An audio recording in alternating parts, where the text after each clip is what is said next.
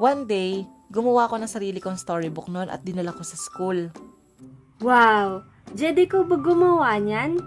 Oo, Gawan mo din ako, please. ang hirap ko yung gawin ito. Inabot nga ako ng 1 linggo bago natapos to.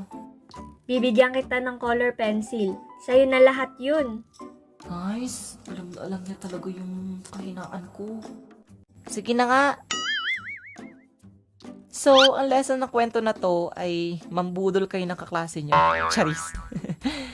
Siguro, appreciate na lang natin yung mga bagay na yun lang ang afford natin. Kasi kahit simple lang yan, lagi mong tatandaan na pinaghirapan din ng mga magulang natin para mabili sa atin yan. And also, at the same time, matuto din tayong gumawa ng paraan at mag-effort para ma-achieve yung bagay na gusto natin. Hindi yung mangangarap lang tayo na mangangarap pero wala naman tayong ginagawa para to pa rin yun, diba? So, ayun lang. Oo nga pala, madami pa kaming banding ni ate yan na sa friends nung elementary pa ako. At gusto ko siyang ikwento sa inyo. Comment kayo dyan sa baba kung gusto nyo ikwento ko yun. So, ayun lang. Don't forget to like and subscribe and share this video with your friends and loved ones. So,